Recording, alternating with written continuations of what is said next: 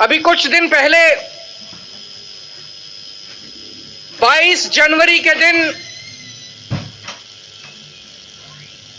अयोध्या में श्री राम लल्ला जी का प्राण प्रतिष्ठापन किया गया।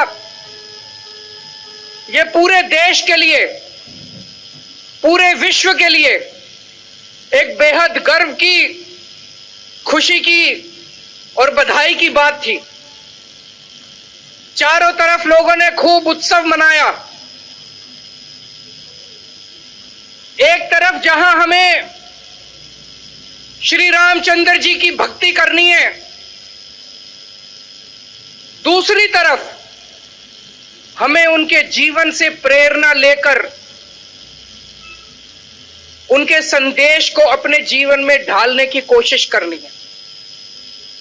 उनका जीवन बेहद प्रेरणादायी है।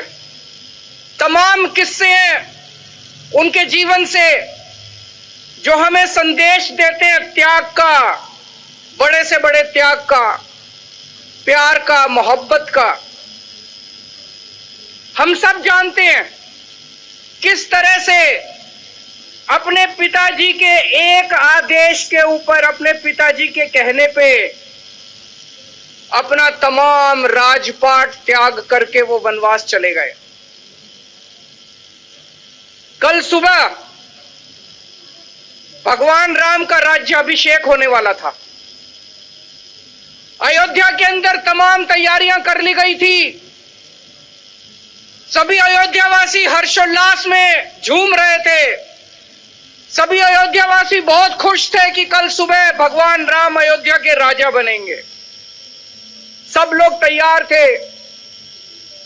अचानक शाम के वक्त भगवान राम के पास संदेशा आता है कि दशरथ जी आपको अपने कमरे में बुला रहे हैं। भगवान राम दशरथ जी के कमरे में जाते हैं। वहां देखते हैं कि दशरथ जी बहुत दुखी मन से बैठे हैं।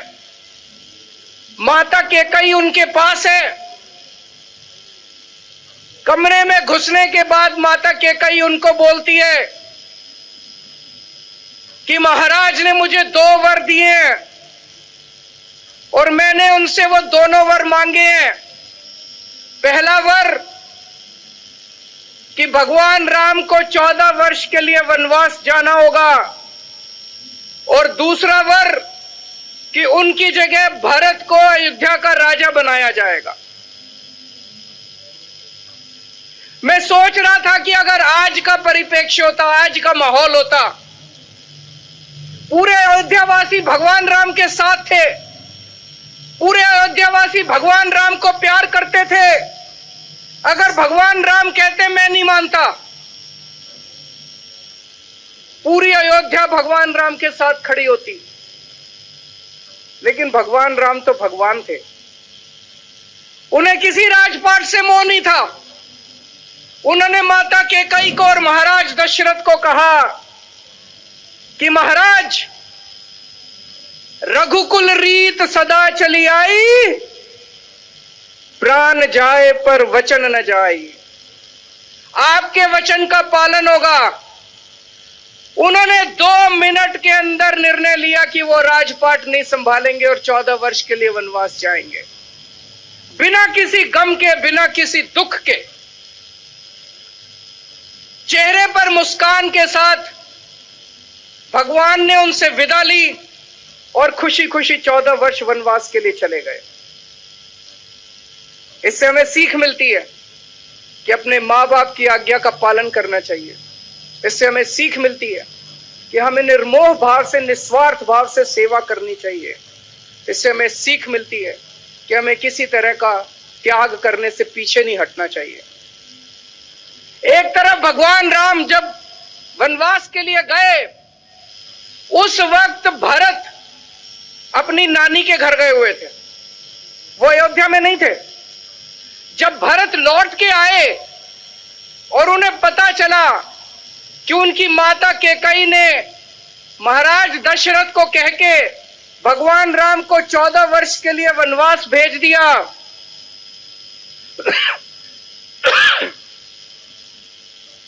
भरत से ये बर्दाश्त नहीं हुआ। भरत जी पीछे पीछे उनके वनवास गए और वन में महाराज राम को ढूंढ के, भगवान राम को ढूंढ के उनके पैरों में गिर जाते हैं और कहते हैं कि ये राजपाट है भगवान, ये राजपाट आपका है, ये मेरा नहीं है, आप वापस चलिए और वापस चल के राजपाट संभालिए। भगवान राम कहते हैं नहीं भरत, ये राजपाट तेरा है। भरत कहते हैं नहीं भगवान, ये राजपाट आपका है। मुझे लगता है पूरे मानव जाति के इतिहास में इस तरह का सुंदर दृश्य देखने में शायद कभी नहीं मिला होगा। दो भाई लड़ रहे हैं, एक कह रहा है कि ये राजपाट तेरा है, दूसरा कह रहा है ये राजपाट तेरा है। आज के जमाने में दो भाई जब लड़ते हैं, वो कहता है ये जमीन मेरी है, वो कहता है ये जमीन मेरी है। इस तरह से इस तरह का सुंदर दृश्य पूरे मानव जाति के इतिहास में कभी देखने को नहीं मिला होगा। और उसके बाद भरत भगवान राम की खड़ाऊं लेके वापस आ जाते हैं, सिंहासन पे उनकी खड़ाऊं रखते हैं कि भगवान राम के आदेश पे और उन्हीं के नाम से राजपाट चलेगा। आजकल के जमाने में क्या होता है, एक बाप है, बहुत बड़ा सेठ है, उसके दो बेटे हैं, बाप की मौत हो जाती है, दोनों बेटों में झगड़े शुरू हो जाते हैं। उनकी जायदाद को लेके, जमीन जायदाद को लेके दोनों बेटों में झगड़े शुरू हो जाते हैं।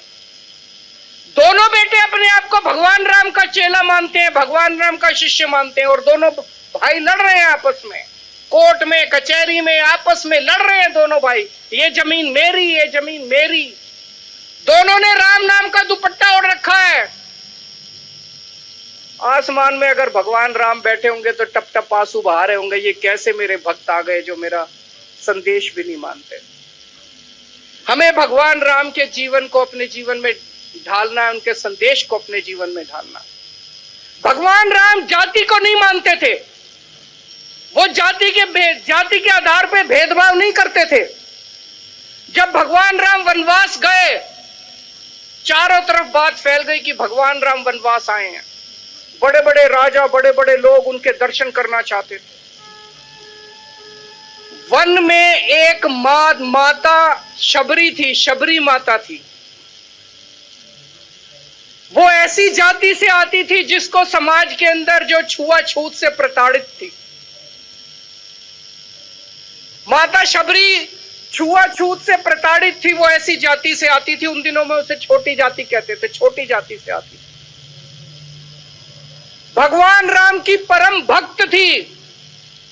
भगवान राम बड़े बड़े राजाओं को दर्शन देने के लिए उनके महलों में नहीं गए। भगवान राम माता शबरी की गरीब झोपड़ी के अंदर उसको दर्शन देने के लिए गए। और जब भगवान राम माता शबरी को मिलने के लिए जाते हैं, वो इतनी भोली है, इतनी भोली है, वो चाहती है, वो बेर लेके आती है वन से, और वो चाहती है कि वो केवल मीठे बेर भगवान राम को खिलाए। तो वो एक एक बेर निकालती है, उसको पहले चखती है और झूठा बेर टोकरी में रख के महाराज के सामने रख देती है। जो खट्टे बेर हैं उनको फेंक देती है। झूठे बेर, मां शबरी के झूठे बेर भगवान उठा उठा के खा रहे हैं। लक्ष्मण भगवान राम को कहते हैं कि हे भगवान, ये क्या कर रहे हैं, ये झूठे बेर हैं। भगवान राम कहते हैं कि इतना अच्छा आहार मैंने आज तक जिंदगी में नहीं किया। कोई मेरा भक्त अगर प्यार से मुझे जो भी खिलाएगा, जैसे भी खिलाएगा, वो मुझे मंजूर है। ऐसे थे भगवान राम, जो जाति के आधार पे कोई भेदभाव नहीं करते थे। आज हमारा समाज जाति के आधार पे पूरा बटा हुआ है। दोस्तों,